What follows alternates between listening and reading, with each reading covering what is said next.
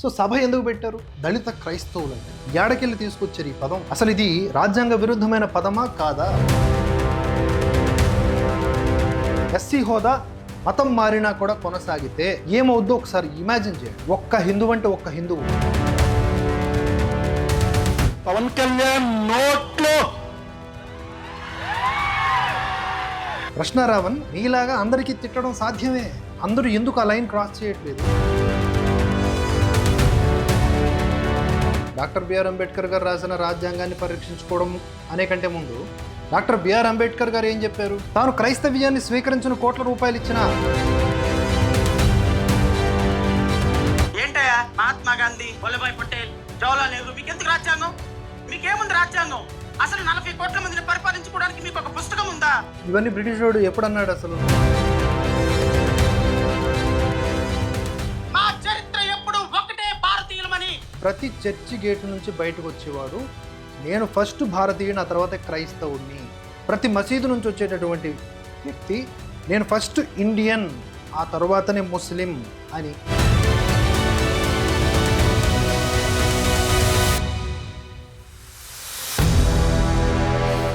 అందరికీ నమస్కారం. దళిత క్రైస్తవ శంఖారావం అంటూ ఏలూరులో ఇటీవల ఏర్పాటు చేసినటువంటి ఒక సభ ఏ స్థాయిలో ఫెయిల్ అయింది, ఏ స్థాయిలో నవ్వుల పాలైంది, ఏ స్థాయిలో సోషల్ మీడియాలో చర్చలకు తావు తీసిందో మీరందరూ చూస్తూనే ఉన్నారు. ఇవాళ ఈ వీడియోలో ఎవరు ఊహించని రీతిలో కొత్త కొత్త కోణాల్లో వీళ్ళ యొక్క ఐడియాలజీని, వీళ్ళ యొక్క విషపు భావజాలాల్ని మనం గ్రహించే ప్రయత్నం చేద్దాం. అంటే రీడ్ బిట్వీన్ ద లైన్స్ లాగా మనం ఎన్నో పాయింట్స్ని పట్టేసుకున్నాం అనమాట. వాటిని ఇప్పుడు ఎక్స్పోజ్ చేద్దాం. కనుక ఈ వీడియో నిడివితో సంబంధం లేకుండా ఒకసారి ఛానల్ని కూడా విజిట్ చేయండి. దీని రిలేటెడ్గా ఉన్నటువంటి అన్ని వీడియోస్ని చూసేస్తే మీకు క్లారిటీ వచ్చేస్తుంది. హిందువులైనా, క్రైస్తవులైనా, ముస్లింలైనా ఐ డోంట్ కేర్. నేను అనేది ఏంటంటే యాజ్ ఏ ఇండియన్గా మీరు గనక ఈ విషయాన్ని గ్రహించగలిగితే వీళ్ళ ఎత్తుగడలన్నీ కూడా అర్థమైపోతాయి. మతోన్మాదులుగా, తీవ్రవాదులుగా, లేకపోతే ఇంకేదన్నా భావజాల పరులుగా లోబడిపోయి ఉన్మాదంతో ఊరేగిపోతూ ఉంటే మాత్రం నా మాటలు మీకు రుచించవు. ఒక మనిషిగా ఆలోచిస్తే మాత్రం నేను చెప్పేది రైట్ అనే అనిపిస్తుంది. కావాలంటే వీడియో ఎండ్ వరకు చూసే ప్రయత్నం చేయండి. అయితే వీళ్ళు ఇక్కడ రాజ్యాంగ విరుద్ధమైనటువంటి ఒక పేరు పెట్టుకున్నారు. పైపెచ్చు అంబేద్కర్ గారు రాజ్యాంగ నిర్మాత, రాజ్యాంగ రక్షణ అంటూ మాట్లాడతారు. పెట్టుకున్న పేరేంటి? దళిత క్రైస్తవ శంఖారావం అంట. దళిత క్రైస్తవం ఏంటి? ఇది ఎప్పుడు పెట్టారు? ఇలాంటి వాళ్ళనే మనం అనాలన్నమాట. మేము భాషలో చెప్పాలంటే గుడ్ ఎల్కేజీలో పడేయండి అని. దళిత క్రైస్తవం ఏంటి? ఇది ఒక రకమైనటువంటి నెరేటివ్ అనమాట. దీన్ని తీసుకెళ్ళి దేశాన్ని ముంచేయాలనుకుంటున్నారా? ఎందుకు మునిగిపోద్దో నేను చెప్తా. నేను క్లియర్ కట్గా చెప్తా. కాదనే దమ్ముంటే ఎవరికైనా సరే డిబేట్ చేసుకోవచ్చు. అయితే ఈ దళిత క్రైస్తవ సభలో చాలామంది పార్టిసిపేట్ చేశారు. అక్కడ ఒక్కొక్కరు ఒక్కొక్క సినిమాటిక్ లెవెల్లో మాట్లాడారు. నోటికేదొస్తే అది మాట్లాడారు. మాటలు అనే కంటే కూడా తిట్టుకున్నారు. ఇష్టం వచ్చినట్లుగా థ్రెట్స్ ఇచ్చారు. దానికి ఒక సభ ఎందుకు? డబ్బులు బొక్క. పైపెచ్చు ఇప్పుడు కేసులు కూడా అయినాయి. లేనిపోని ఇన్ని కష్టాలు ఫేస్ చేస్తున్నారు. మేబీ అది కూడా మీ ఎజెండాలో, ప్లాన్స్లో భాగమేమో. అరెస్ట్ కావడం కూడా మీ వ్యూహమేమో. అది కూడా మనం ఆలోచిస్తే ఓవరాల్గా వీళ్ళంతా మాట్లాడినటువంటి మాటల సారాంశం ఆధారంగా నేను కొన్ని పేర్లు పెడుతూ ఉన్నా, సజెషన్స్ ఇస్తూ ఉన్న ఈ జడ శ్రవణ్ కుమార్ గారికి. జై భీమ్ భారత పార్టీకి సంబంధించినటువంటి రాష్ట్రాధిపతి ఏమో మరి మొత్తానికి నాకు తెలీదు. జడ శ్రవణ్ కుమార్ గారు, ఈయన మీరు పెట్టుకోవాల్సిన పేరేంటో తెలుసా సార్? హిందూ వ్యతిరేకుల సభ. అఫ్కోర్స్ అది వికటించింది అనుకోండి. లేదా పవన్ కళ్యాణ్పై దూషణల సభ, ఆర్ఆర్ఆర్పై ఊగిపోయే సభ, రాధా మనోహర్కి లైఫ్ థ్రెట్ ఇచ్చే సభ, సంపేత్తాం, పొడి చేస్తాం, గుంపుగా అటాక్ చేస్తాం, ఇవి సభలో మనం మాట్లాడాల్సిన మాటలు. తరువాత రాజకీయ స్వార్థపూరిత లక్ష్యాలతో కూడిన సభ, బ్రిటిష్ బానిస భావజాల పరుల సభ. ఇది బాగా యాప్ట్ అవుతుంది. ఇది నా పర్సనల్ చాయిస్. ఇది పెట్టుకోవాల్సిన పేరు. ఇవి కాకుండా దళిత క్రైస్తవ శంఖారావం ఏంటి? శంఖారావం అనే పదమే హిందూ ధర్మానికి సంబంధించింది. ఆ పదాన్ని ఎలా తీసుకుంటారు? ప్రార్థన, వందనము, ఎన్నెన్ని పదాలు ఉన్నాయి. అవన్నీ స్తోత్రములు, ఇవన్నీ హిందూ ధర్మానికి సంబంధించిన పదాలు. అవి కాపీ కొట్టడమే కాకుండా మళ్ళీ శంఖారావం అనే పదం దీన్ని కూడా తీసేసుకొని ఇప్పుడు దళిత క్రైస్తవ. అసలు విచిత్రంగా ఉంది. అసలు ఎలా వర్ణించాలో కూడా అర్థం కావట్లేదు. దళిత క్రైస్తవం ఏంటి? అసలు హరిజనుల్ని, గిరిజనుల్ని, బడుగు బలహీన వర్గాల వారిని దళిత అనే పేరుతో సంబోధించడమే కరెక్ట్ కాదు. దానికి రకరకాల నానార్థాలు వస్తూ ఉన్నాయి. ఎంతోమంది పెద్దలు చెప్పారు అది తప్పుగా అర్థం ఇచ్చేలా ఉంది కనుక అలా అనకూడదని.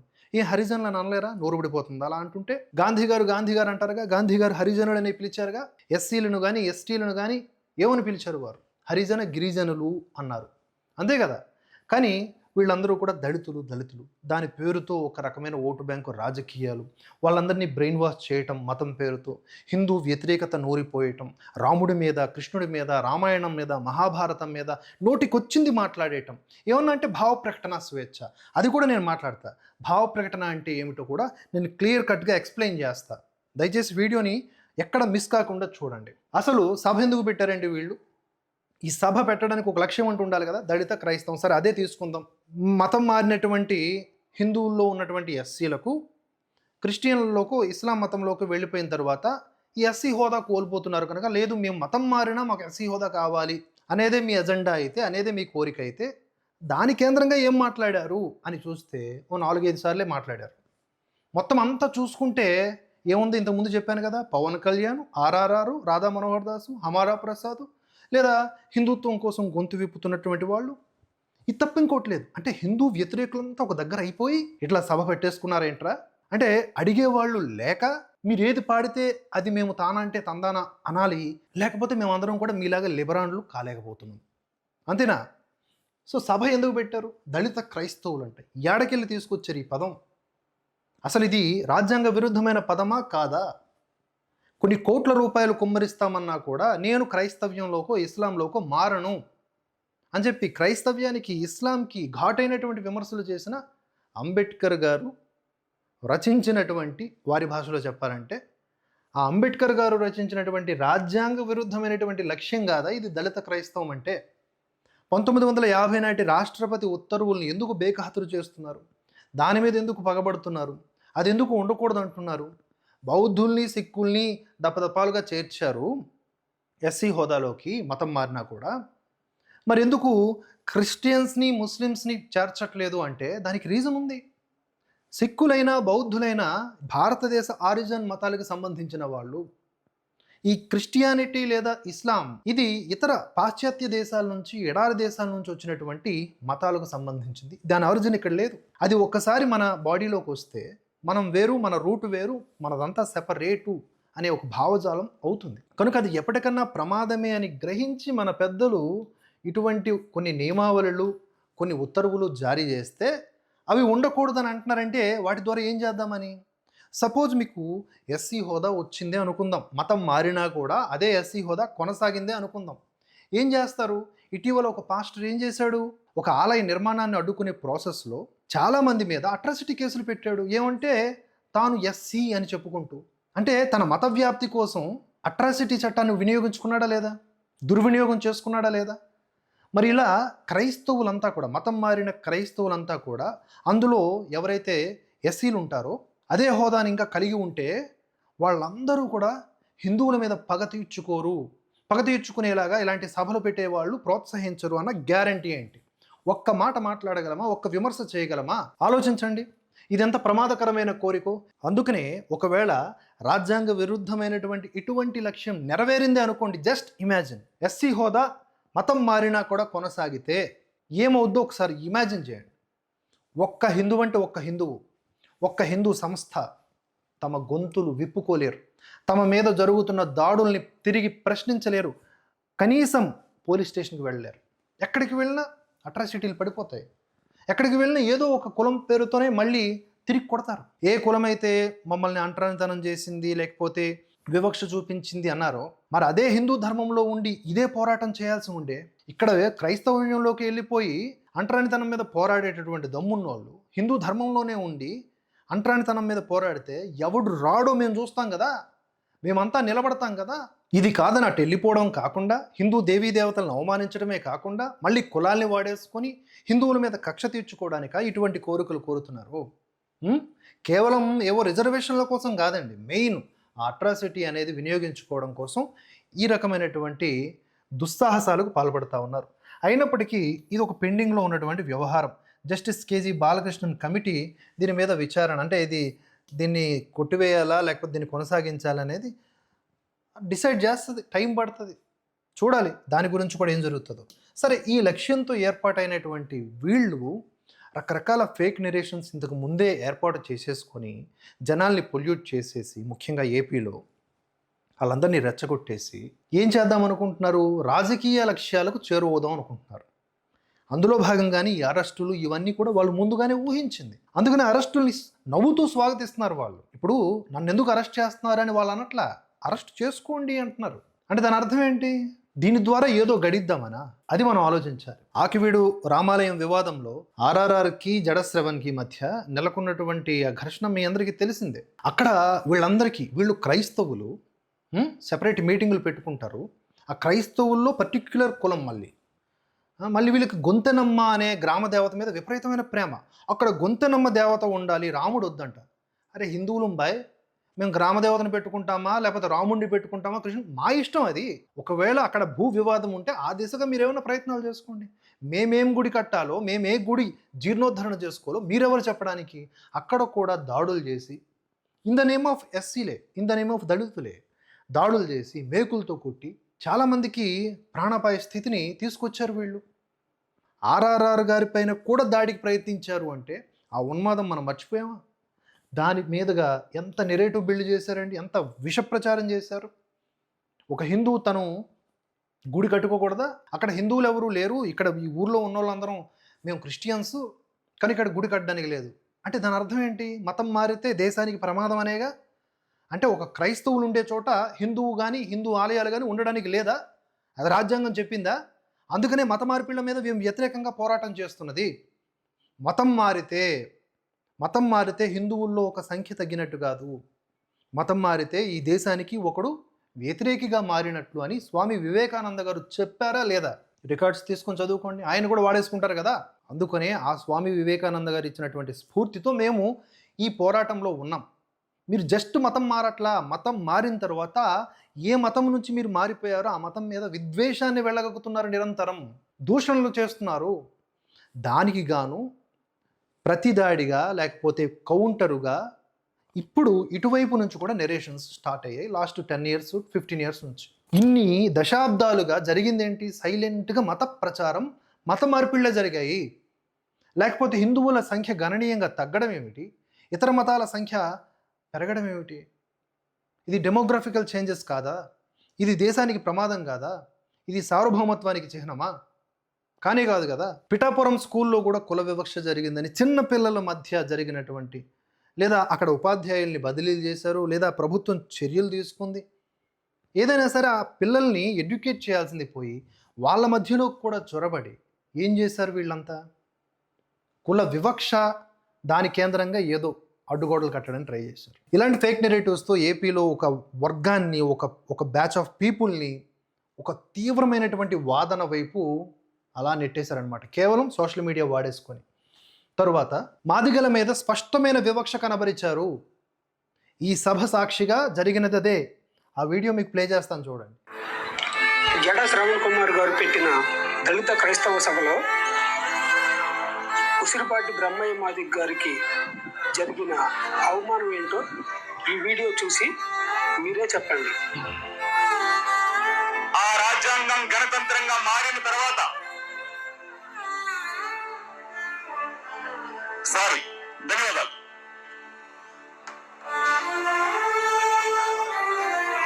అక్కడ ఏం జరిగింది అనేది మీకు చిన్నగా వివరిస్తాను, చూడండి. ఉసిరిపాటి బ్రహ్మయ్య మాధవ్ గారు మాట్లాడుతూ ఉన్నారు. ఇక్కడ వేదిక మీద ఫస్ట్ నుంచి మాట్లాడే వాళ్ళు చాలామంది మాట్లాడారు, చాలా టైం ఇచ్చారు. 2 నిమిషాలు అంటే 20 నిమిషాలు మాట్లాడిన వాళ్ళు కూడా ఉన్నారు. అక్కడ వారెవ్వరి మీద లేని వివక్ష ఈయన మాట్లాడుతూ ఉంటే కట్ చేసేసారు, ఆపేమన్నారు. ఆయన వెంటనే తన ఆత్మాభిమానం చంపుకొని ఇంకో 2 నిమిషాలు అని చెప్పేసి ఏం అడగల, వెంటనే మైక్ ఇచ్చేశారు.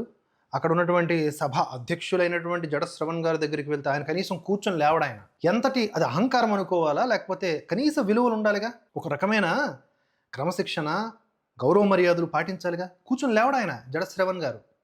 ఏంటి సార్, ఏంటి మీరు ఏమనుకుంటున్నారు? జడ్జి చదువుకోవడం ఏంటి సార్? జడ్జి చదువుకున్నానని కూడా మాట్లాడతాడు ఆయన స్పీచ్లో. జడ్జి చదువుకోవడం ఏంటి?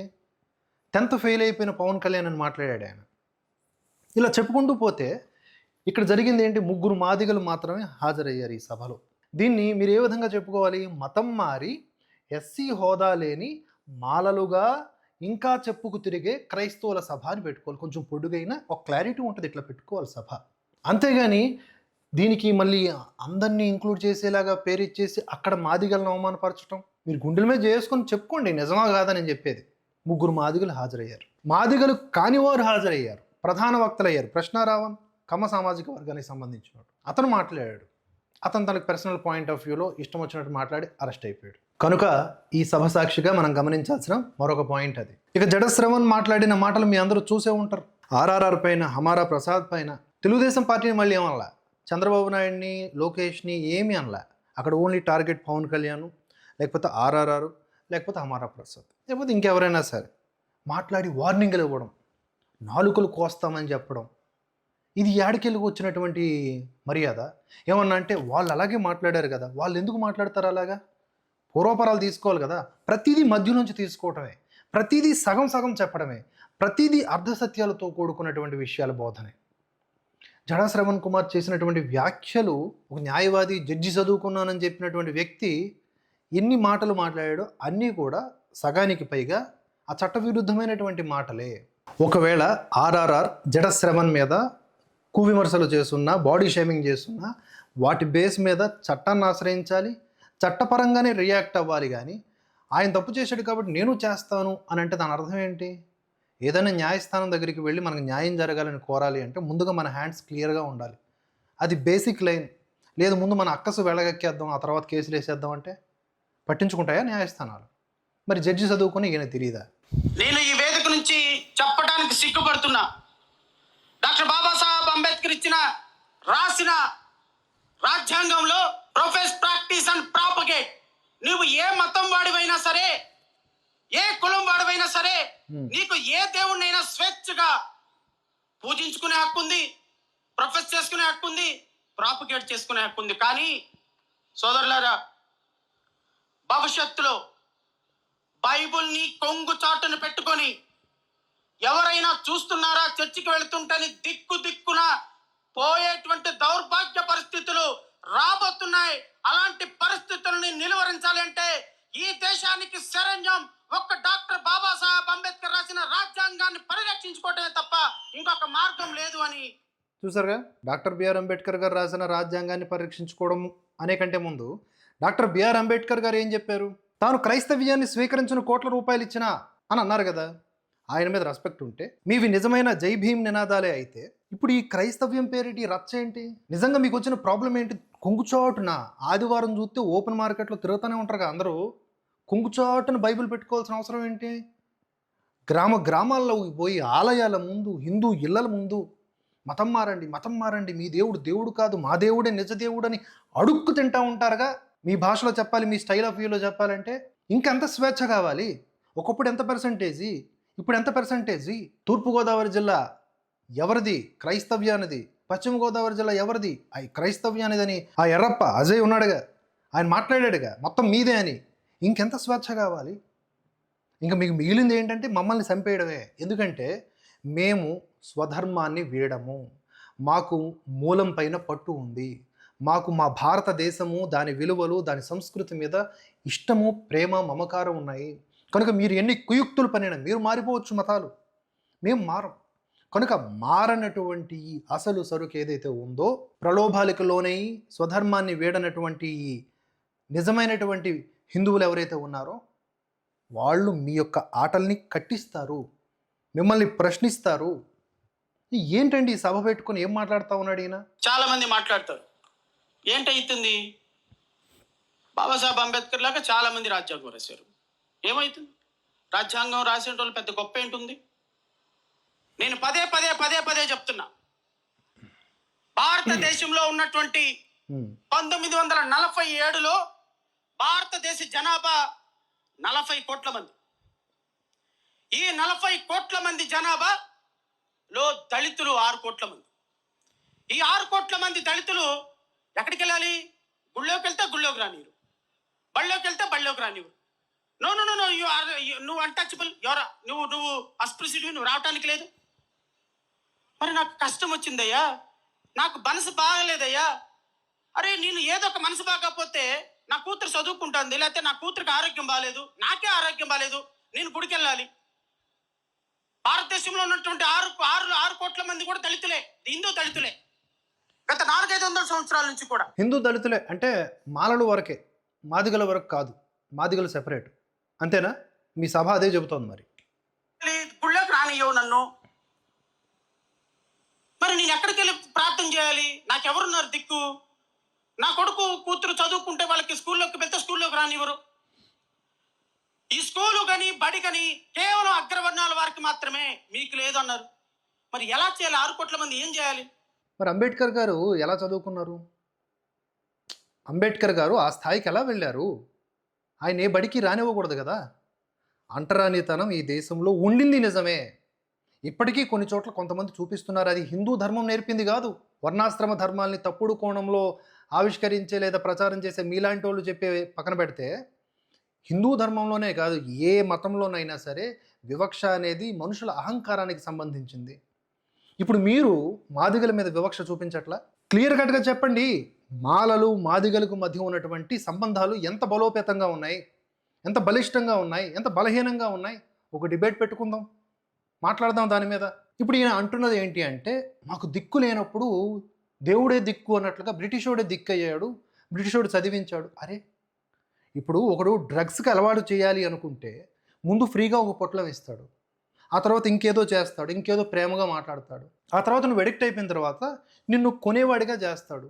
కొనకపోతే నువ్వు ఉండలేవు కనుక ఆ తర్వాత నువ్వు ఆస్తులు పాస్తులు అమ్ముకునైనా సరే ఆ డ్రగ్స్కి బానిస అవుతావు. ఇప్పుడు ఈ డ్రగ్స్ అమ్మేటోడు ఎవడైతే ఉన్నాడో వాడు చాలా మంచివాడా? ఆరంభంలో నీతో ప్రేమగా మాట్లాడాడు కనుక, నీకు కొన్ని ఫెసిలిటీస్ ఇచ్చాడు కనుక. బ్రిటిషోడు అప్పటి వాడి రాజకీయాలకి, అప్పటి వాడి మత వ్యాప్తికి కొన్ని అనుకూలతలు, ముందుగా కొన్ని విభజనలు చేశాడు హిందువుల్లో, తర్వాత వెంటనే అంటే ఏంటి, ఇక్కడ గాయం చేశాడు, ఇక్కడ వైద్యం చేశాడు అన్నట్లుగా వాడి ఒరబడి. అసలు వాడి మీద పోరాటం చేసి ఈరోజు మనం దేశాన్ని గడించుకుంటే, వాడికి వాడి భావజాలానికి ప్రోగా మాట్లాడుతున్న జడశ్రవణ్, ఏం చదువుకున్నావయ్యా నువ్వు? నాకు అర్థం కాదు. ఈ భారతదేశానికి వచ్చినటువంటి క్రైస్తవ మిషనరీలు, ఈ భారతదేశానికి వచ్చినటువంటి క్రైస్తవ సంస్థలు, అవునా గుళ్ళోకి వెళ్ళలేదా? రాబోయే నా చర్చి ఉందిరా నీకోసం, రా నా చర్చిలోకి వచ్చి ప్రార్థన చేసుకో. ఇలాంటి బానిస భావజాలం ఉన్న వాళ్ళని ఏమనాలండి? అంటే వీళ్ళ భాషలో మనం రియాక్ట్ అవ్వలేం కనుక ఆగిపోతున్నాను. కానీ నిజంగా ఎంతటి దారుణమైనటువంటి మానసిక స్థితి ఇది. అవునా రండి అని అన్నాడంట బ్రిటిషోడు. ఎందుకంటాడు అలాగా? అసలు వీళ్ళకి ఎంతమంది భారతీయుల్ని పొట్టన పెట్టేసుకున్నారు ఈ బ్రిటిష్ వాళ్ళు అనే కామన్ సెన్స్ ఉండదా వీళ్ళకి? అంటే మతం మారిపోయిన తర్వాత మైండ్ దుబ్బేస్తుందా? మైండ్ పనిచేయదా? బ్రిటిషోడు అంట అయ్యో రామా అన్నాడంట. ఎందుకంటాడు? వాడు అన్నాడు అంటే దాని వెనక వ్యూహం ఉంటుంది. వాడు రైల్వే ట్రాక్లో వేసాడంటే దాని వెనక ఒక వ్యూహం ఉంటుంది. వాడి కోసమే ఆలోచించి అందులో భాగంగా మనకి కొన్ని ప్రయోజనాలు దక్కుండొచ్చు గాక, కానీ వాడి ఎజెండా మాత్రం చాలా ముఖ్యమైనది. అలా కాకుండా ఏమంటున్నాడు చూడండి, దేవునికి ప్రార్థన చేసుకో, మోకాళ్ళ ప్రార్థన చేసుకో, నీకేం కావాలో అది ప్రార్థన చేసుకో. నీ కొడుక్కి కూతురికి చదువు లేదా? రా మా దగ్గర రా, చదివిపిస్తాం. ఇప్పటికీ మాలలు, మాదిగలు, బీసీలు, అలాగే ఎస్టీలు ఇప్పటికీ మతం మారకుండా ఉన్న వాళ్ళకి దైవ చింతన లేదా? వాళ్ళకి దేవాలయాలు లేవా? వాళ్ళకి అమ్మవార్లు లేరా? వాళ్ళకి ఆధ్యాత్మికమైనటువంటి కట్టుబాట్లు లేవా? ఉన్నాయి అంటే నాడు ఉండేవనే కదా. నాటి నుంచి అంటే సనాతనం అంటే దాని అర్థం ఏంటి? ఎప్పటి నుంచో ఉన్నటువంటి ఈ ధర్మాలు ఇప్పటికీ ఉన్నాయి. మధ్యలో వచ్చి దాన్ని రాయని, నేను మొక్కేటటువంటి విశ్వాసం అంధవిశ్వాసం అని ఈ బొకడా బ్రిటిషోడు చెప్పడంతో మీరందరూ అటు మారిపోవడమే కాకుండా మరలా ఈ అంటరాంతనం అని ఇదని దీన్ని వాడేసుకుంటారు. సరే ఇక్కడ ఉంది అంటరాంతనం కదా, మతం మారిపోయారు కదా, అయిపోయింది, మీరు ఫ్రీ బర్డ్ అయిపోయారు కదా, మళ్ళీ ఎందుకు అంటే మీకు క్రైస్తవ్యంలో కూడా అంటరాంతనం ఉందా? అక్కడ కూడా రెడ్డి చర్చిలని, కమ్మ చర్చిలని, వాటిల్లోకి మాలల్ని, మాదిగల్ని రానివ్వట్లేదా? అలాంటప్పుడు మీరు పోరాడాల్సింది ఎవరి మీద? మీ క్రైస్తవుల మీద పోరాడాలి, మీ పాస్టర్ల మీద, మీ సంఘాల మీద పోరాడాలి. మతం మారిన తర్వాత కూడా ఇంకా హిందువుల హక్కుల్ని, హిందువుల్లో నిజమైనటువంటి హరిజన గిరిజనుల యొక్క హక్కుల్ని ఎందుకు కాలరాయాలని చూస్తారు? ఏ ఎస్సీ హోదా అయినా, ఏ అట్రాసిటీకి సంబంధించిన రక్షణలైనా అవన్నీ కూడా మతం మారని హిందువుల కోసమే, మీకోసం కాదు. మీరు మతం మారిపోయిన క్రైస్తవులు. బేసిక్ కామన్ సెన్స్ పెట్టుకొని ఆలోచించండి. బ్రిటిషోడు చాలా రుచికరం కదా మీకు. మరి అటు వెళ్ళిపోయారు కదా, అటే ఉండండి. నీకు చదువు కావాలా, మా దగ్గరికి రా, చదువు ఇప్పిస్తాం. నీకు చదువు ఇప్పిస్తాం. దేవుణ్ణి కావాలంటే నువ్వు ప్రార్థించుకో, నీకు ఏం కావాలంటే అది మేము ఇస్తామని మనల్ని ఆదరించారు. మనల్ని ఆదరించారు అని జడశ్రవణ్ ఒక రకమైనటువంటి ఎమోషన్తో చెప్తున్నట్లుగా అనిపిస్తోంది. నేను ఏమి కౌంటర్ ఇవ్వను దీనికి. జస్ట్ మీ చేతుల్లో ఏదో ఒక ఏఐ తీసుకోండి, జెమినియా లేకపోతే చాట్ జీపీటీ, ఏదైనా గూగుల్ అయినా కొట్టండి. బ్రిటిషోడు భారత్ మీద చేసిన అఘాయిత్యాలు, బ్రిటిషోడి దాడుల వల్ల భారత్లో చనిపోయినటువంటి వ్యక్తుల సంఖ్య అని కొట్టి చూడండి. బ్రిటిషోడు భారత్ని అడ్డగోలుగా విభజించిన విధానం, దానివల్ల జరిగిన పరిణామాలు, దానివల్ల జరిగిన మారణ హోమాలు అని కొట్టి చూడండి. బ్రిటిషోడు ఈ భారతదేశంలో ఒక ముక్కని క్రైస్తవ దేశంగా, అంటే 7 సిస్టర్స్ చెప్పుకునేటటువంటి ఆ ఈశాన్య రాష్ట్రాలు ఏవైతే ఉన్నాయో వాటిని క్రైస్తవ దేశంగా మార్చాలని కుట్రలు పన్నాడా లేదా? ఇప్పటికీ కూడా విగ్రహారాధన, సాతాను సంబంధీకము అంటూ ప్రచారం చేస్తూ హిందువులను నిరంతరం వేదనకు గురి చేస్తున్నారా లేదా? ఇవన్నీ మరిచిపోయి బ్రిటిషోడి మీద అంత ప్రేమ ఏంటి నాకు అర్థం కాదు. వాడికే దిక్కు లేదు అక్కడ. యూకేలో ఏమవుతుందో చూస్తున్నారు కదా. ఇంకా చాలా ఉంది వాడి పాపం పండడానికి. భారతదేశానికి ఏ లోటు లేదు. మతం మారిన మీరే అటుగాక ఇటుగాక ఎటుగాక ఇలాగ శంఖారామం అని హిందూ పేర్లు పెట్టుకోవడం తప్ప, మీకు తప్ప ఇక్కడ ఉన్నటువంటి నిజమైన హిందువులకు ఎలాంటి లోటు లేదు. నా తల్లి నాకు అన్నం పెట్టడంలా, ఈ దేశంలో ఉన్నటువంటి తల్లి, ఈ దేశంలో ఉన్నటువంటి మాత నాకు అన్నం పెట్టడంలా, పక్కింటాం పిలిచి పప్పేసి నెయ్యేసి అన్నం పెట్టింది. ఏమంటావు? రేపొద్దు నీకు ఆకలిస్తే మళ్ళీ ఆమె దగ్గరికి వెళ్తావు. అంతే. మా అమ్మ అంటే ఏ ఎండకు ఆ గొడుగు పట్టడం అంటారు దీన్ని. జీవితం అన్నాక కష్టాలు సుఖాలు ఉంటాయి. సుఖం వచ్చింది కదా అటు, కష్టం వచ్చింది కదా ఇటు, ఇలా జంపు చేసుకుంటూ పోతే జంపు జిలాని జీవితం అవుతుంది. అది ఆకలి వేసిందంట, అమ్మ అన్నం పెట్టలేదంట, పక్కింటి అమ్మ పెట్టిందంట. పక్కింటమ్మ రోజు పెడుతుందా? నీ మెడలో గొలుసో లేకపోతే నీ జేబులో డబ్బులో చూసి ఒక రోజో 2 రోజులో పెట్టింది అనుకుందాం ఒక దొంగ అమ్మ, పక్కింటమ్మ. ఆడికి వెళ్ళావు, 4 రోజుల తర్వాత దోచుకుంటుంది, తర్వాత పెట్టడం మానేస్తుంది. అప్పుడు ఏం చేస్తావు? ఒకడు మనకు సాయం చేశాడు అంటే నిజమైన సాయమా కాదా మనం చూడాలి కదా. బ్రిటిషోడు చేసినటువంటి సేవా కార్యక్రమాల మాటను ఉన్నది మత వ్యాప్తి, మత మార్పిడి ఎజెండానే. అందులో భాగంగా మీరు ఒకటి మారారు. మారిన తర్వాత ఇదిగో ఏమారుస్తున్నారు జనాల్ని. అన్నం పెట్టడంలా, నన్ను గుళ్ళోకి రానివ్వటంలా, బళ్ళోకి రానివ్వటంలా, మరి నాకెవరు పెట్టాలి అన్న? ఒకవేళ ఇదే నిజం అనుకుందాం, ఈ జడశ్రవణ్ మాట్లాడిన మాటలు నిజం అనుకుందాం, ఈ జడ్జి చదువుకున్న వ్యక్తి ఒకవేళ అదే నిజం అనుకుంటే, ఇప్పటికీ ఎక్కడెక్కడ గుళ్ళల్లో రానివ్వట్లేదు మాలల్ని, మాదిగల్ని, లేకపోతే ఇతర బడుగు బలహీన వర్గాల వారిని, మాలాంటి బీసీలని. మీరు ఇంకా క్లారిటీగా చెప్పాలంటే ఒక డ్రైవ్ కొనసాగిద్దాం. జడశ్రవణ్, నేను, ప్రశ్నరావును ముగ్గురం కలిసి ఒక డ్రైవ్ మఫ్టీలో వెళ్తాం. గుళ్ళకి వెళ్ళి లైన్లో నిలబడతాం. అక్కడున్న పూజారి, నీ కులం ఏమిటి? నువ్వు మాదిగోనివా? అయితే పక్కకు వెళ్ళు. నువ్వు మాలవానివా? నువ్వు పక్కకు వెళ్ళు అని అన్నాడు అనుకోండి. అప్పుడు మనం మాట్లాడదాం. ఏ గుడిలోనైనా కులం రీతిలో వివక్ష చూపిస్తున్నారా? ఎక్కడో ఇంత పెద్ద విశాలమైన దేశంలో దుర్మార్గులు, దుష్టులు, మంచి చెడ్డ అన్నీ ఉంటాయి. ఒక చిన్న ఎగ్జాంపుల్ తీసుకొచ్చి మొత్తం దాన్ని ఆపాదించేస్తే దాన్ని ఏ విధంగా చూడాలి? ఏ విధంగా మిమ్మల్ని సమర్థించాలి? బ్రిటిష్ వారి సంస్థ నుంచి, బ్రిటిష్ వారి దగ్గర నుంచి కొన్ని వందల సంవత్సరాలుగా క్రైస్తవత్వం ఆంధ్రప్రదేశ్ లో, భారతదేశంలో డెవలప్ అయితే ఈ రోజు, ఆ రోజు పళ్ళలోకి రాని లేదు, గుళ్ళోకి రాని లేదు, ఈ రోజు నువ్వు చర్చికి వెళ్ళొద్దు అంటున్నారు. వై? ఎవరంటున్నారు? నువ్వు చర్చికి వెళ్ళినోడు చర్చికి వెళ్ళకుండా అక్కడికి వెళ్ళి నీకు నచ్చిన దేవుణ్ణి మోకాళ్ళ ప్రార్థన, ఇంకేదో ప్రార్థన చేసుకోకుండా విగ్రహారాధన సాతాను సంబంధీకమైనది, అది దెయ్యము, తిరుమల తిరుపతి వెంకటేశ్వర స్వామి సాతాను, కనకదుర్గమ్మ దెయ్యము అని మాట్లాడతారేంటి జడశ్రవణ్? మీ వాళ్ళు బుద్ధి చెప్పాలి కదా. అక్కడ ప్రశ్నిస్తున్నారు, నువ్వు చర్చికి పోతావంటే పో, ఎవడాపాడు నిన్ను? ఏమో మరి నీకు అక్కడ ఏమైనా వివక్ష ఉందేమో. అయితే హిందూ మతంలోకి వచ్చేయి, చక్కగా ఏ పోరాటాలు లేకుండా నీకు ఎస్సీ హోదా ఉంటుంది. తెలుసు కదా, ఆప్షన్ ఉందని తెలుసు కదా. నువ్వు మరలా హిందూ ధర్మంలోకి వచ్చేస్తే ఎస్సీ హోదా నీకు పునరుద్ధరించబడుతుంది. జడ్జి చదువుకున్నావు కదా, నీకు తెలుసు కదా జడశ్రవణ్. ఎందుకు వెళ్ళొద్దు? ఆ రోజు నువ్వు చర్చికి పో, నువ్వు గుళ్ళోకి రానివ్వలేదు. ఈ రోజు చర్చికి పోతే నువ్వు హిందువు కాదు, చర్చికి పోతే నువ్వు క్రైస్తవుడు అంటున్నారు. నీకు హక్కులు లేవు అంటున్నారు. నీకు రాజ్యాంగం. చర్చికి పోతే క్రైస్తవుడనే అంటారు. ఈ ఏం బుర్ర ఉందా లేదా అసలు ఈయనకి? చర్చికి పోతే నువ్వు క్రైస్తవుడు అంటున్నారు. మరి ఏమనాలి? ఏమనాలి చెప్పండి? ఏమన్నా 4 పదాలు ఇవ్వండి. చర్చికి పోయిన వాడిని ఏమనాలో? మెంటల్ పేషెంట్లు అనాలా? ఊరుకుంటారా మీరు? హక్కులు లేవంటారు. 1950 అని ఒక ప్రెసిడెన్షియల్ ఆర్డర్ పెట్టారు. Profess and practice and propagate అని డాక్టర్ బిఆర్ అంబేద్కర్ రాసిన రాజ్యాంగానికి తోట్లో పడుస్తూ ఈ రోజు నువ్వు బళ్ళోకి రావద్దు, గుళ్ళోకి రావద్దు అంటే, ఒకవేళ ఈ వ్యక్తి మాట్లాడిన దాంట్లో అర్థం ఉంది అని భావిస్తే కాసేపు, అదే అంబేద్కర్ గారు ఆ టైంకి ఉన్నారు కదా 1950 ఆ రాజ్యాంగ ఉత్తర్వులు వచ్చినప్పుడు. ఆయన ఎక్కడన్నా వ్యతిరేకించినట్టు ఒక్క కామెంట్ చూపించమనండి వీళ్ళకి. అంటే కేవలం అంబేద్కర్ గారిని వాడుకుంటున్నారు తప్ప, జనాల జీవితంతో ఆడుకుంటున్నారు తప్ప, వీళ్ళకంటూ ఒక నైతిక విలువలు లేవు. ఇది క్లారిటీగా ఉంది, అంతే కదా. ఈ దేశంలో 565 రాష్ట్రాలు, మహమ్మదీలు పరిపాలించే హైదరాబాద్, ఈ దేశానికి ఒక రాజ్యాంగం కావాలి అంటే బ్రిటిష్ వాళ్ళు ఒక మాట అన్నారు. ఏంటయ్యా, మహాత్మా గాంధీ, వల్లభాయ్ పటేల్, జవహర్లాల్ నెహ్రూ, మీకు ఎందుకు రాజ్యాంగం? మీకేముంది రాజ్యాంగం? అసలు 40 కోట్ల మందిని పరిపాలించుకోవడానికి మీకు ఒక పుస్తకం ఉందా?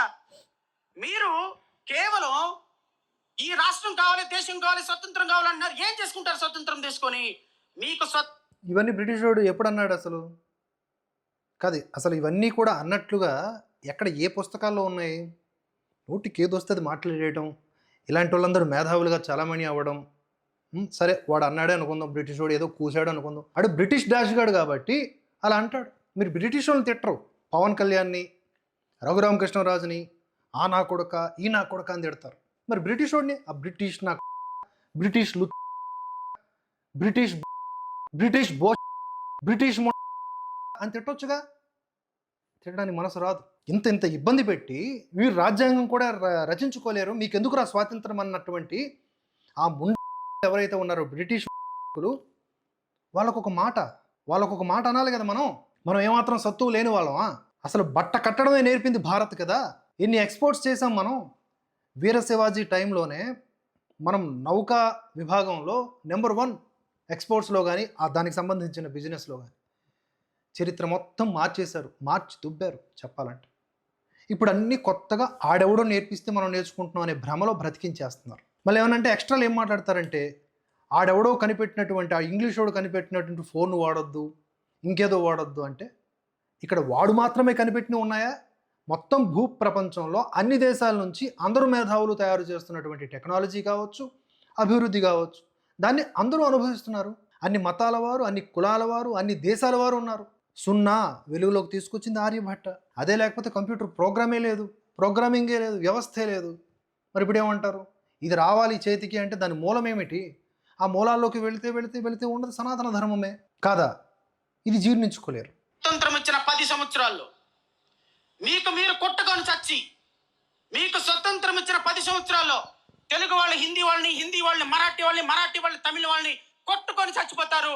ఈ చచ్చిపోవటం కంటే మా దగ్గర ఉంటే మీకు బాగుంటుంది. 10 సంవత్సరాలు మా కాళ్ళ దగ్గరకు వచ్చి ఈ హుజూర్ మమ్మల్ని క్షమించండి, మాకు రాజ్యాంగం లేదు, మేము పరిపాలించుకోలేం, ఈ మా ముఖ్యమంత్రి ప్రధానమంత్రి బ్రిటిష్ వాడికి శాతకాక బ్రిటిష్ వాడు ఇంకా మమ్మల్ని ఏసి బార దుబ్బుతారు వీళ్ళంతా అని చెప్పి వాడికి అప్పటి పరిస్థితులు అననుకూలమై పలాయనం చిత్తగించాడు. వెళ్తూ పగ తీర్చుకున్నాడు. మిషనరీలు పెట్టాడు, మన మధ్య విభజనలు పెట్టాడు. ఇదిగో జడశ్రవణికి నాకు మధ్య సిద్ధాంతపరమైన విభేదం రావడానికి కారణం బ్రిటిష్ వాడే.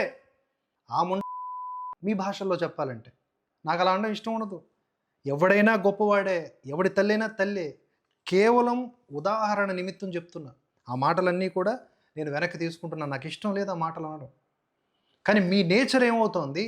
ఇక్కడున్న తెలుగు వారిని, ఇక్కడున్న హిందువుల్ని నీ నోట్లో అని అంటున్నారంటే, కృష్ణారావు అని అదే కదా అన్నాడు. ఏం పెడతారు? కొంచెమైనా విచక్షణ ఉండాలి కదా. అంటే అక్కడ ఉన్నటువంటి జనాల్ని కాసేపు ఉర్రు తొలగించేస్తే అయిపోయింది జీవితం. ఎడ్యుకేట్ చేస్తున్నామా, లేకపోతే ఉన్మాదులుగా మారుస్తున్నామా వాళ్ళని? లేదా మనకేమైనా సైకలాజికల్ డిజార్డర్ ఉందా? ఎన్నో రకాలుగా నేను ఈ అంశాలు మాట్లాడాలనుకుంటున్నాను. సమయం సరిపోవట్లేదు, ఇంకా చెప్తాను. జవహర్లాల్ నెహ్రూ, వల్లభాయ్ పటేల్, లేకపోతే ఈ రాష్ట్రానికి, ఈ దేశానికి ప్రెసిడెంట్ అవ్వాలనుకున్నటువంటి బాబు రాజేంద్ర ప్రసాద్, ఎవరికి పడితే వాడు పదవులు కావాలి కానీ 40 కోట్ల మంది భవిష్యత్తును నిర్దేశించే రాజ్యాంగం గురించి కానీ, 6 కోట్ల మంది అస్పృశ్యులను నిర్దేశించే రాజ్యాంగం కానీ ఎవడు ఆలోచించలా. మీరు ఎవరు ఎలా పరిపాలించుకోగలని బ్రిటిష్ వాడు ఛాలెంజ్ చేసినప్పుడు భారతదేశంలో ఉన్న 40 కోట్ల మంది భారతదేశ చరిత్రలో ఒక చెయ్యి పైకి లేసింది. 78 సంవత్సరాలైనా ఈ దేశాన్ని ఒక్క తాటి మీద నిలబెట్టి బ్రిటిష్ వాడు మీరు పిడిపోతారని చెప్పినా మేము పిడిపోము. మా చరిత్ర ఎప్పుడు ఒకటే భారతీయులమని చూపించే ప్రపంచానికి ఒక చెయ్యలేసింది డాక్టర్ బాబాసాహెబ్ అంబేద్కర్ రాసిన రాజ్యాంగమే. వావ్, ఇక్కడ చప్పట్లు కొడదాం వీళ్ళందరికీ. వీళ్ళు అన్నారు ఏంటి, మనమంతా భారతీయులం అంటే ఫస్ట్ నేషనాలిటీ కదా, నేను భారతీయుడిని అని. ప్రతి చర్చి గేటు నుంచి బయటకు వచ్చేవాడు నేను ఫస్ట్ భారతీయుని, ఆ తర్వాత క్రైస్తవుడిని. ప్రతి మసీదు నుంచి వచ్చేటటువంటి వ్యక్తి నేను ఫస్ట్ ఇండియన్, ఆ తరువాతనే ముస్లిం అని, ఇక హిందువులు ఎలాగో చెప్తారనుకోండి అని ఈ వ్యక్తి చెప్పించగలడా? ఎంతమందితో చెప్పించగలడు? నిజంగా అంబేద్కర్ స్ఫూర్తితో వీళ్ళందరూ గనక ముందుకు సాగుతూ ఉంటే, అదే అంబేద్కర్ గారు మళ్ళీ చెప్తున్నా, క్రైస్తవ్యాన్ని పక్కకు పెట్టారు. నా కొద్దీ క్రైస్తవం నువ్వు ₹1,00,00,000 ఇచ్చినా అని చెప్పారు. నువ్వు ఆయన రెస్పెక్ట్ ఇస్తే ఆ మతాన్ని పక్కకు పెట్టాలి. ఇవన్నీ చేయకుండా ఎవరిని ఏమారుస్తున్నారు, ఏం మాట్లాడుతున్నారు? రోజు ఈ ప్రపంచానికి మూల కారణంగా నిలబడింది. ఈ తెచ్చి పెట్టుకున్నటువంటి నేచర్ ఒకటి, ఏదో ఒక నాయకుడు అవ్వాలన్న ఆలోచన మంచిదే, అవ్వండి, ప్రజాసేవ చేసుకోండి. కాకపోతే ఏదో తెచ్చి పెట్టుకున్నటువంటి ఈ ఆర్భాటము, ఈ బిల్డప్లు ఎందుకు అసలు? వాడెవడో ఒకడు ఉంటాడు పంది, కోస్తే 2 ఊళ్ళకి సరిపోతావు. నువ్వు 2 ఊళ్ళకి సరిపోతావు. నేను ఈ వేదిక నుంచి చెప్తున్నా, వాడెవడో హమారా ప్రసాద్, అరే బిడ్డ, నువ్వు ఆంధ్రప్రదేశ్ రాష్ట్రంలో అడుగు పెట్టావా, మళ్ళీ నువ్వు ఆంధ్రప్రదేశ్ రాష్ట్రానికి రావటానికి 2 కాళ్ళు ఉండవు, గుర్తుపెట్టుకోమని ఈ వేదిక నుంచి నేను తెలియజేస్తున్నా. మతం మారితే ఎంత ప్రమాదకరమో మరొక్కసారి నిరూపించినటువంటి జడ శ్రవణ్కి ధన్యవాదాలు. ఇక్కడ హమారా ప్రసాద్ ఎవరండి? దళితుడేగా. వీళ్ళు దళిత క్రైస్తవ సమర సంఖారావం అని పెట్టి సాటి దళితుడిని కోస్తారంట, నరుకుతారంట, చంపుతారంట. మీరు చంపుతా ఉంటే మేము చూస్తా ఊరుకుంటాం. మరి టచ్ చేసి చూడండి మరి హమారా ప్రసాద్ని. మతం మారిపోయారు కనుక హిందువుల్లో ఉన్న దళితులు వీళ్ళ దృష్టిలో దళితులు కారు, వాళ్ళకున్నవి హక్కులు కావు. ఇంత ఉన్మాదాన్ని, ఇంత ఉన్మాదపూరితంగా మాట్లాడేదాన్ని మనం సమర్థించాలా? వీళ్ళు మనుషులుగా మాట్లాడుతున్నారా? వీళ్ళ మీద కేసులు పడితే తప్ప ఏంటి? వస్తే 2 కాళ్ళు నరికేస్తారా? కోసి 3 ఊర్లకు పంచుతారా? అవి హుందాగా ఉన్న మాటలా ఇవి? ఇంకా మాట్లాడారు. మెయిన్ గమనించాల్సింది ఏంటంటే, అక్కడికి వచ్చినటువంటి జనాల యొక్క మైండ్ సెట్. విజల్స్ వేస్తున్నారు. ఇక్కడ ఈయన ఏ విధమైనటువంటి ప్రేరేపణ చేస్తున్నాడు? హమారా ప్రసాద్ అనేటటువంటి ఒక వ్యక్తి ఆంధ్రాలో అడుగు పెడితే నరికేయాలి, చంపేయాలి, ఆయన్ని 3 ఊళ్ళకు పంచేయాలి అనేలాగా డైలాగులు వేస్తూ ఉంటే, అక్కడ ఉన్న వాళ్ళందరూ విజిల్స్ వేస్తున్నారంటే they are ready to do this. రేపొద్దున హమారా ప్రసాద్కి ఏమన్నా అయితే ఈ జడశ్రవణే కారణం కాదా? ఇది థ్రెట్, లైఫ్ థ్రెట్ కాదా ఇది? అటు ప్రశ్నారావనేమో, అరే రాధా మనోహర్గా నువ్వు రారా, నీ వస్తే ఈసారి ఉంటుందిరా అంట. అరే రాధా మనోహర్గా ఎందుకు అలా? ఏంటి పర్సనల్ గ్లడ్జ్లు ఎందుకు? ఇక సిద్ధాంతపరంగా ఎందుకు మాట్లాడలేకపోతున్నారు? ఆ తర్వాత ఇక వాడికి పోటీ పడేటువంటి ఇంకో పంది ఉంది ఇక్కడ. పంది, ఆ పంది పేరు రఘురామ కృష్ణం రాజు. నేను ఈ వేదిక నుంచి చెప్తున్నా, నేను ముందే చెప్పాను, నెరేటివ్స్తో సోషల్ మీడియా మాధ్యమాల్లో జనాల్ని పొల్యూట్ చేసేసి వాళ్ళలో ఒక రకమైన తీవ్రమైన వాదాన్ని నింపేసి అక్కడ ప్రోధు చేసుకొని వీళ్ళు మాట్లాడే మాటలకి వాళ్ళ చేత చప్పట్లు కొట్టించుకుంటున్న వైనం ఇది. ఇది చాలా ప్రమాదకరమైనటువంటి ఫార్ములా. చాలా సందర్భాల్లో ఈ దేశాన్ని విడగొట్టింది ఇదే, జనాల మధ్య కలహాల్ని సృష్టించింది ఇదే, శాంతి భద్రతలకి విఘాతం కలిగించింది కూడా ఇదే. ఈరోజు రఘురామకృష్ణరాజును కూడా ఏమంటున్నారు ఈయన? మిస్టర్ రఘురామకృష్ణరాజు, నేను లిల్లీ పుట్టే. ఎందుకంటే కోస్తే 3 ఊళ్ళకి సరిపోయే నీ ముందు సరే, సేమ్ డైలాగ్. రఘురామకృష్ణరాజు కూడా అదే డైలాగు, కోస్తే 3 ఊళ్ళకు సరిపోతావు అన్నట్లా మాట్లాడుతూ నాలుక కోసి పవన్ కళ్యాణ్కి గిఫ్ట్గా ఇస్తారంట. ఇవన్నీ కూడా సాధారణమైన మాటల? ఏ సిద్ధాంతపరంగా మాట్లాడుకోవడానికి చేత కాదా? ప్రతి ఓడు అమ్మ నా బూతులు తిట్టడమే. అరే నా కొడక, ఈ నా కొడక, బూతులు, పచ్చి బూతులు, లోఫర్, లఫంగి. సరే, ఒక తీవ్రవాదినో, ఒక దేశ వ్యతిరేక శక్తినో, ఒక ఉగ్రవాదినో, ఒక మానభంగం చేసిన నరరూప రాక్షసుడినో అలా అన్నామంటే ఒక అర్థం ఉంది, ఆవేదన ఉంది. అరే సాటి మనుషుల్ని సిద్ధాంతపరంగా విభేదించడం సాధ్యం కాక పర్సనల్గా గ్లడ్జెస్ పెట్టుకొని తిడతారా? అది మిమ్మల్ని తిట్టడం సాధ్యం కాదా? ఎంతసేపు ఒక్కసారి ఆ యొక్క లైన్ని దాటడం, అంతకు మించిన యాటిట్యూడ్తో, అంతకు మించిన అద్భుతమైన తిట్లతో తిట్టుకోవడమే ఇక జీవితాంతం, తిట్టుకోవడమే. ఆ యూట్యూబ్లో ఉన్న దానికే ఇక ప్రతి ఒక్కడు యూట్యూబరే, ప్రతి ఒక్కడు జర్నలిస్టే, ప్రతి ఒక్కడు ఫెమినిస్టు, ఇంకేంటి ఒకటి కాదు రకరకాల ఇష్టులు. మీరందరూ ఇలా మాట్లాడుకుంటూ జనాల్ని పిచ్చోల్ని చేస్తూ ఉంటే ఊరుకోవాలా? ఈరోజు 1-2 కేసులు అయితే ఆ ప్రకాష్ రాజు లాంటి వాడు వాళ్ళందరూ వచ్చేసి ఇది ప్రశ్నించటాన్ని నొక్కటం, ప్రశ్నించే గొంతుకులను నొక్కడం, ఇది ప్రశ్నలా? అరే ప్రకాష్ రాజుగా, అరే లోఫర్, అరే బొకడాగా, అరే మీ ఇంట్లో మీ అమ్మ నీకు అన్నమే పెడుతోందా అని ఇలాంటి మాటలు ఎవడన్నా మాట్లాడితే అది ప్రశ్నించడమా? ప్రకాష్ రాజ్ చెప్పరా నా కొడక అని ఎవరైనా అన్నారనుకోండి ప్రకాష్ రాజ్ని, అది క్వశ్చనా, దూషణ? ఇది జడ శ్రవణ్ కుమార్ వెర్సన్. ఆ తర్వాత రేంజర్ల రాజేష్ కానీ, ప్రశ్న రావణ్ కానీ, వీళ్ళు మాట్లాడినటువంటి క్లిప్స్ కూడా మీరు అందరూ చూశారు. ఇక ప్రశ్న రావణ్ గురించి ఎంత తక్కువ చెప్తే అంత మంచిది. చాలా చాలా సందర్భాల్లో నేను క్లియర్ కట్గా విభేదించాను ప్రశ్న రావణ్తో. ఎప్పుడైతే పవన్ కళ్యాణ్ తన లెఫ్ట్ ఐడియాలజీని పక్కన పెట్టి సనాతన ధర్మానికి సంబంధించిన మనిషిగా ప్రకటించుకున్నాడో అప్పటి నుంచి పగబట్టేశారు. ఆ తులసి చందు, ఆ మెహవా మీడియాకి సంబంధించిన వాళ్ళు, ఇంకొంతమంది ఉన్నారు, వాళ్ళ పేర్లు నాకు తెలియదు, సరిగ్గా గుర్తు రావట్లేదు. వాళ్ళు ఓ బ్యాచ్, ఈ బ్యాచ్ అంతా తయారైపోయి ప్రొఫెసర్ నాగేశ్వరరావు మెయిన్, వీళ్ళందరూ కూడా పవన్ కళ్యాణ్ మీద పగబట్టేశారు. ఎందుకురా అంటే, నేను హిందువుని అని చెప్పుకున్న ఒక పొలిటీషియన్కి మీరు 3 పిల్లలను తిడతారు, ఆ చెప్పులు చూపిస్తారు, ఇష్టం వచ్చినట్లు మానసిక వేదనకు గురి చేస్తారు. ఆ తర్వాత అతను డిప్యూటీ సీఎం అయినా ఆ హోదాకు కూడా విలువ ఇవ్వకుండా ఇష్టం వచ్చినట్లుగా నోట్లో అనే మాట మాట్లాడారు అంటే పవన్ కళ్యాణ్ ఉద్దేశించి ప్రశ్న రావణ్. అరే ఒకసారి ఆలోచించాలి, ఇదే ప్రశ్న రావణ్ తల్లిదండ్రులు అదే ప్రశ్న రావణ్ని ఎవరన్నా అలా అంటే ఎలా ఫీల్ అవుతారు? వాళ్ళు ఎలా ఫీల్ అవుతారు? సరే, ప్రజల మధ్యలో ఉన్నటువంటి వ్యక్తులు విమర్శలను స్వీకరించాలి. విమర్శలను స్వీకరిస్తారబ్బా, తిట్లను ఎలా స్వీకరిస్తారు? తిట్టే హక్కు నీకు ఎవడిచ్చాడు? అనంత శ్రీరామ్ ఒక పాట రాస్తే అది బూతు పాట అని మాట్లాడారు. ఒక అనంత శ్రీరామే రాశారా? సినిమా పాటల్లో బొచ్చుడు బూతు పాటలు ఉన్నాయి, బొచ్చుడు మంది రాశారు. అనంత శ్రీరామ్ ఎందుకు అంటే, అనంత శ్రీరామ్ హిందూవాదిగా మారాడు కనుక. వీళ్ళకి ఒకటే లైన్, హిందూవాదిగా నువ్వు మారావా మేము మిమ్మల్ని టార్గెట్ చేస్తాం. అదే అనంత శ్రీరామ్ అమ్మని కూడా ప్రశ్న రావణ్ ఒక షార్ట్లోనో దేంట్లోనో ఇన్వాల్వ్ చేసి దూషించాడు. డైరెక్ట్గానో ఇండైరెక్ట్గానో దూషణలు చేయడం అనేది ఎంతవరకు సమంజసం? ఇక ప్రశ్న రావణ్ ఇటీవల స్పీచు, కేసులు, అరెస్టులు అవన్నీ చూస్తున్నారు కదా, అందులో ఏం మాట్లాడాడు ఆయన? కొన్ని క్లిప్స్ ఏమైనా ఉంటే పెడతాడు మావాడు, చూడండి. రే రాధా మనోహర్ దాస్ కొడక్క దొరుకుతావు, నీ బట్టలు పదీసి రోడ్డు మీద తొక్కిన్నార తీస్తావని పవన్ కళ్యాణ్ చెప్తాడు కదా, అలాగే తొక్కిన్నార తీస్తారు కొడక్క. కాపు కులానికి సంబంధించిన వ్యక్తులు ఒక ఇంట్లో ఒక మనిషి చనిపోతే సామాజిక బహిష్కరణ చేశారు మొత్తం మాల కులస్తుల్ని. పవన్ కళ్యాణ్ నోట్లో. ఆ తర్వాత ప్రశ్న రావణ్ చేసిన మరికొన్ని ఇంతకుముందు ఆడియోలు, వీడియోలు అవన్నీ కూడా చైతన్య కూరపాటి అని ఒక ఫేస్బుక్ ప్రొఫైల్లో నేను చూశాను. ఏ చెప్పుతో ఏ పెంటది కొట్టాలి నా కొడుకుని? మనిషిలా బతకండిరా, బురదలో పంది బతుకుతుంది, నువ్వు బతుకుతున్నావు, మీరు బతుకుతున్నావు, మీ కుటుంబం బతుకుతుందిరా. బ్రోకర్ నా కొడకల్లారా. ఏంటి బ్రోకర్ నా కొడకల్లారా? ఏంటది? ప్రశ్న Ravan, you should realize yourself. మీలాగా అందరికీ తిట్టడం సాధ్యమే.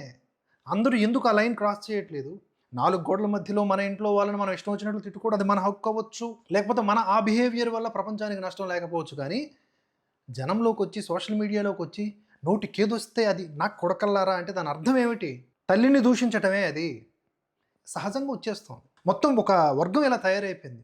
ఒకరి నుంచి ఒకరు ప్రేరణ పొందారో లేకపోతే కూడబలుక్కుని మాట్లాడుతున్నారో కానీ అలా అంటే అవతల వాడు హర్ట్ అవుతాడని. అఫ్కోర్స్ హర్ట్ అవుతాడు, 4 సార్లు 5 సార్లు హర్ట్ అవుతాడు. తర్వాత ఏమవుతుంది? ఏదో ఒక దశలో కర్మ ఇలా బూమరాంగ్ అవుతుంది. లేదా సరే మీకు కోరి చేయించుకున్న అరెస్టులు అయితే ఏదో ఒక దశలో తప్పకుండా ఈ దూషణలు అనేవి వికటించి తీరుతాయి. నమ్మినా నమ్మకపోయినా అది సత్యం. అది ఇప్పుడు ఎవరో ఒక సజెషన్ ఇచ్చారు, నాలంటోడు భాష గురించి సజెషన్ ఇచ్చాడే అనుకుందాం. ఇప్పుడు దానికి ఆయన ఇచ్చుకున్న వివరణ ఒకటి చూడండి. భాష గురించి ఎవరైనా శుద్ధులు చెప్పాలనుకుంటే దయచేసి మీరు ఇమ్మీడియట్ గా ఈ వీడియో ఆఫ్ చేసి మీరు వెళ్ళిపోవచ్చు. కారణం ఏంటంటే we're not a news channel. మేము పద్ధతిగా సొద్దపోసల్లాగా సాంప్రదాయబద్ధంగా వినమ్రుడిగా అలా కాదు బాబు, మీరు అలా చేయకూడదు అని చెప్పే మనస్తత్వం ఉన్న వ్యక్తులు కాదు. కారణం ఈ ఫస్ట్ పాయింట్కి నేను చెప్పే సమాధానం ఏంటంటే, అరే లోఫర్ నా కొడకల్లారా, అంటే శ్రీరాముడు మాత్రమే దేవుడు హిందువులకి, మరి శ్రీరాముడిని ఏమన్నా అన్నారు అనుకోండి ఇదే లెవెల్లో ఉంటుందా? ప్రకాష్ రాజ్ అనే వ్యక్తి ఒక స్కిట్ గురించి మాట్లాడుతూ ఆ మతంలో ఉండే క్యారెక్టర్స్ని తీసుకొని దాని ద్వారా మంచి చెప్తే సొసైటీకి వెళ్తుంది కదా అనే ఉద్దేశంతో ఒక ప్లే గురించి మాట్లాడితే ఏకంగా రామాయణాన్నే తప్పుడుగా మాట్లాడాడని చెప్పని తప్పుడు ప్రచారాలు చేసిన తప్పుడు నా కొడుకులు. రాముడు గురించి మాట్లాడిన లోపం. ప్రకాష్ రాజు హిందూ వ్యతిరేక వ్యాఖ్యలు బొచ్చుడు చేశాడు. వాడి ఐడియాలజీయే హిందూ వ్యతిరేక ఐడియాలజీ. సో వాడిని క్వశ్చన్ చేస్తే ఇప్పుడు వీళ్ళ భాషలోనే అనాలి కదా. ఇప్పుడు వాడు వీడు అనడం తప్పు కాదు కదా. సో వాడిని అంటే ఎందుకు అంటున్నారు అని ప్రకాష్ రాజ్ తరపున ఈయన మాట్లాడారు కదా. మరి పవన్ కళ్యాణ్ గురించి మాట్లాడినప్పుడు పవన్ కళ్యాణ్ తరపున మేము మాట్లాడతాంగా. పవన్ కళ్యాణ్ ఒక్క వ్యాఖ్య అయినా క్రైస్తవులకి ఇస్లాంకి వ్యతిరేకంగా మాట్లాడింది చూపిస్తే గ్యారంటీగా మేము మాట్లాడిన ఈ ప్రకాష్ రాజుని అడిగే విధానము లేకపోతే ప్రశ్నించే విధానం తప్పని ఒప్పుకుంటాం. కానీ ప్రకాష్ రాజు హిందువులకు వ్యతిరేకంగా మాట్లాడా లేదా? రోహింగ్యాలకు సపోర్ట్గా మాట్లాడా లేదా? మోదీని విమర్శించే ప్రాసెస్లో మోదీని దూషిస్తున్నాడా లేదా? దూషణ చేయడానికి ఎవడిచ్చాడు హక్కు? సరే మీరు జర్నలిస్టులు కాకపోవచ్చు, మీ స్పోక్స్ పర్సన్స్ కావచ్చు, official are unofficial for XYZ party, కానీ దూషణలు చేయడానికి ఏమన్నా వాళ్ళు ప్యాకేజీలు ఇస్తున్నారా? లేదు కదా. బోరుగడ్డ అనిల్ అనే ఒక వ్యక్తి ఇంతకంటే దారుణంగా పవన్ కళ్యాణ్ తిట్టాడు. అసలు పవన్ కళ్యాణ్ని తిట్టంటూ ఉందా వైకాపా నేతలు? అలా తిడితే పడుతూ ఒకానొక సందర్భంలో పవన్ కళ్యాణ్ కూడా అరే నా కొడకల్లారా అని చెప్పి చెప్పు చూపించటం కానీ ఇలాంటివి చేశారు. ఆయన మీద వ్యక్తిగత దాడి చేయకుండా పవన్ కళ్యాణ్ ఎప్పుడన్నా రియాక్ట్ అయ్యాడా? అది రియాక్షనా, యాక్షనా? ఇనిషియేషను పవన్ కళ్యాణ్ నుంచి ఉందా? Same rule applies to Radha Manohar దాస్ని అరెస్ట్ చేయాలి, మత విద్వేషాలు రెచ్చగొడుతున్నాడంటే రాధా మనోహర్ దాస్ ఎందుకు అలా మాట్లాడుతున్నాడు? దానికి మూలం ఏంటి? చర్చిల్లో పాస్టర్లు కాదా? మత విద్వేషాల్ని రెచ్చగొడుతున్నటువంటి మూకలు కాదా? వెంకటేశ్వర స్వామిని అవమానిస్తున్న వాళ్ళు కాదా? రాముణ్ణి కృష్ణుణ్ణి అవమానిస్తున్న కమల్ హాసన్, ప్రకాష్ రాజ్ లాంటి వాళ్ళు కాదా? లేకపోతే ప్రశ్న రావణ్ లాంటి వాళ్ళు కాదా? In the name of criticism మహాభారతాన్ని, రామాయణాన్ని, రాముణ్ణి వక్రీకరించి తప్పుగా మాట్లాడడం లేదా ఈ రావణ్ అనే వ్యక్తి? ఇవన్నీ కూడా ఉపేక్షించాల్సినటువంటి అవసరం ఎందుకు ఉంటుంది మనకి? మరి గుళ్ళల్లో పూజారులు వాటాల కోసం ఆ చందాలేసి ఆ డబ్బాల కోసం, చందాలు వేసుకునే డబ్బాల కోసం కొట్టుకొని వస్తున్నారు. అరే బ్రోకర్ నా కొడక, నీ కళ్ళల్లో ఎవడైనా పెట్టుకున్నావా అంటే కీరాలుగానే ఏమన్నా పెట్టుకున్నా మళ్ళీ మీరు తప్పుగా అనుకుంటారు. అసలే మన సబ్స్క్రైబర్స్ తిట్టు నా కొడుకు మళ్ళీ ఏదన్నా ఇది భాష. ఇవన్నీ కూడా భరించాలన్నమాట. ఎందుకంటే విశాల హృదయము అదొక రకమైనటువంటి భావజాలం. చిన్న పెద్ద తేడా ఉండదు. యూట్యూబ్ ఇప్పుడు ప్రశ్న రావణ్ బూతులు మాట్లాడతాడు కనుక చిన్నపిల్లలకు ఓపెన్ అవ్వదు. అలా ఏమైనా ఉందా? పిల్లలు కూడా చూస్తారుగా. రేపొద్దున మన పిల్లలు అదే భాషతో మనం నిత్యం పిలుస్తూ ఉంటే ఎలా ఉంటుంది? అలా మాట్లాడకూడదురా అని ఏదో ఒక దశలో చెప్తాంగా. ముందే చెప్తున్నా, కళ్ళల్లో ఏమన్నా పెట్టుకున్నావా ఎవడదన్నా కీరా దోసకాయ ఆడొకడున్నాడుగా. ఇలా మాట్లాడడం ఎంతసేపు? ఇంతకంటే వికృతంగా, ఇంతకంటే ఎటకారంగా, ఫుల్ ఎంటర్టైన్మెంట్ మోడ్లో అసలు ఉర్రూతలోగించవచ్చు. ఓ 4-5 పెట్టుకుని బూతులు మాట్లాడడమే పనిగా పెట్టుకుని ఒక సెపరేట్ ఛానల్ పెట్టుకుంటే. కానీ అదొక బతుక. ముట్టు కింద 60 సంవత్సరాలు పెట్టుకొని మాట్లాడుతున్నాడు నరేంద్ర మోదీ వచ్చి ఏం ఊడబడిచాడు ఇక్కడ? దట్ ఈస్ పెంట తినే తత్వం, దట్ ఈస్ ఉచ్చ తాగే తత్వం, దట్ ఈస్ బతుకులన్నీ కూడా వేరే వాళ్ళు ఎరిగిన పెంట మీద ఆ పెంట తినే పేడ పురుగులు ఉంటాయి చూసారా? ఆ పేడ తింటే గానీ ఆ పేడ పురుగు బతకలేదు. అట్లాంటి బతుకులు రాబి. మరి వీళ్ళని ఏ చెప్పుతో ఏ పెంటది కొట్టాలా?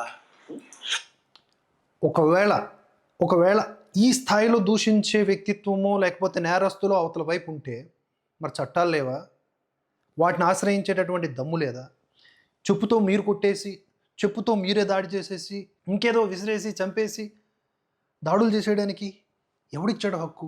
ఒకవేళ అలాంటి వాటికి తెగబడితే యువతుడు ఏమన్నా చేతులలో వెనక్కి కట్టుకుని కూర్చుంటాడా? తల అర్పిస్తాడా?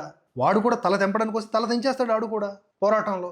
అంటే ఎలాంటి సొసైటీని తయారు చేద్దామని ఇలాంటి భాష. ఇంకా చాలా వీడియోలు చైతన్య కూరపాటి గారు ఆయన తలకు ఉన్నాయి. ఇవన్నీ చూసిన తర్వాత ప్రశ్న రావణ్ వీడియోస్ తీక్షణంగా ఇప్పుడు చూడాలి. ఇన్ని మాటలు మాట్లాడుతున్నాడా? ఇప్పుడు అఫ్కోర్స్ ఆయన అరెస్ట్ అయినా 4 రోజుల తర్వాత బయటకు వచ్చేస్తాడు, మళ్ళీ ఇలాగే మాట్లాడతాడు. కానీ ఈ రకమైన నేచర్ ఎంతవరకు కరెక్ట్? ఇది హిందూ వ్యతిరేక భావజాలమే. ఏ రోజన్నా క్రైస్తవుల్లో ఆ శాలెం రాజు గారు ఉన్నాడు, పూలు పెట్టుకున్న ఆడవాళ్ళు బజారు స్త్రీలో అని అన్నాడు. వాడి గురించి ఎప్పుడన్నా అరే లోఫర్ శాలెం రాజ్ అని మాట్లాడా మన రావణ్? లేదు కదా. ఎంతోమంది పాస్టర్లు హిందూ వ్యతిరేక వ్యాఖ్యలు నేను లిస్ట్ ఇస్తా, వాళ్ళందరినీ కూడా అదేవిధంగా లోఫర్ అని, ఆ నా కొడక, ఈ నా కొడక అని తిట్టగలడు ఆయన. లేదా ప్రకాష్ రాజు మాట్లాడగలడా వాళ్ళకి అగెనిస్ట్గా? సో ఇది వీళ్ళ నేచర్ మనం అర్థం చేసుకోవాల్సింది. ఇక్కడ మనం సూటిగా అడుగుతున్నది ఏంటి అంటే, ప్రశ్నించడం అంటే ఏంటి? హిందూ ద్వేషమా, బూతులు తిట్టడమా, తల్లుల్ని చెల్లెల్ని దూషించడమా, అరవడమా, బెదిరించడమా? ఇది శాత కదా ఇటువైపు ఉన్న వాళ్ళకి. ఇటువైపు ఒక వర్గం రెడీ అయిపోద్ది ఆటోమేటిక్గా. మీరు కొడతా ఉంటే ఎవరు పడతా ఉంటారు? కనుక వీళ్ళందరికీ ఉన్నది ఏంటి అంటే కులాభిమానము. వ్యక్తిగతంగా ఇప్పుడు ప్రశ్న రావణ్ కూడా కొన్ని ఆరోపణలు ఎదుర్కొంటూ ఉన్నాడు. అతను కమ్మ కులానికి సంబంధించిన వాడు కనుక చంద్రబాబు నాయుడిని లేకపోతే లోకేష్ని, బాలకృష్ణని ఇత్యాది వారిని ఏమన్నాడు? కాపు సామాజిక వర్గానికి సంబంధించిన పవన్ కళ్యాణ్నే ఆయన అంటాడు, ఆయన్నే దూషిస్తాడు. పైపెచ్చు ఆయనకు ఉన్నటువంటి భావజాలం ఇన్ ద నేమ్ ఆఫ్ నాస్తికం, హిందూ వ్యతిరేక భావజాలం, దానికి ప్రోగా ఉన్నాడు కాబట్టి పవన్ కళ్యాణ్ ఒక పక్క క్యాస్టు, మరో పక్క రిలీజియను, మనకు సంబంధం లేనివి, మనకు అగెనిస్ట్గా ఉన్నవి యాడ్ అవ్వడంతో పవన్ కళ్యాణ్ ఇష్టం వచ్చినట్లుగా తిడతాం. ఆ తిట్టడం ఏంటి అసలు? ఎవడిచ్చాడు ఆ రైటు?